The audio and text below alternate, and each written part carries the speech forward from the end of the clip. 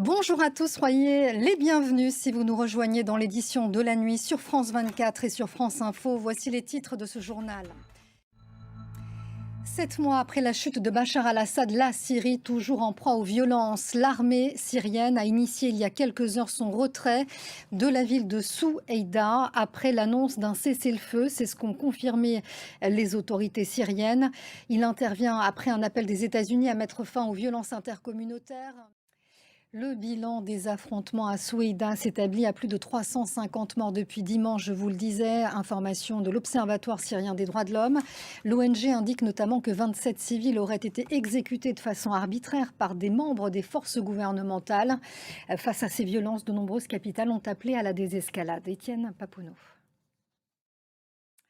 Et ces frappes israéliennes en Syrie interviennent en pleine crise politique pour Benyamin Netanyahou. Après le dégel à Torah mardi, et pendant ce temps, toujours pas d'accord en vue dans les négociations indirectes en cours à Doha entre Israël et le Hamas. Dans la bande de Gaza, les Palestiniens affamés continuent de mourir aux abords des centres de distribution d'aide alimentaire de la très contestée Fondation humanitaire de Gaza. Maintenant, en direction les États-Unis, quand l'affaire Epstein fait vaciller la base MAGA de Donald Trump, un président américain, dans la tourmente depuis une décision du gouvernement la semaine dernière sur cette affaire d'exploitation sexuelle de mineurs orchestrée par Jeffrey Epstein, retrouvé mort dans sa cellule. Une partie de ses partisans lui reprochent un manque de transparence. Donald Trump, lui, les a qualifiés de stupides. Étienne Papounot.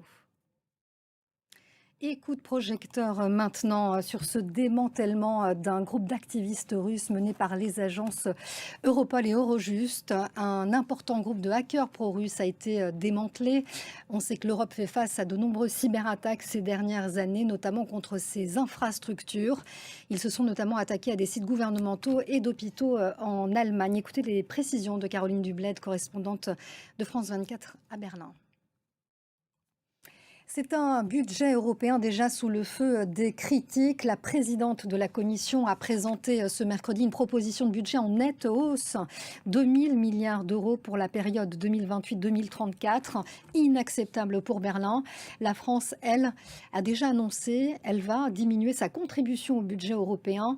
L'année prochaine, elle passera de 7,3 milliards à 5,7 milliards d'euros. Chloé Tixier. Allez, on en vient maintenant à ces images à couper le souffle.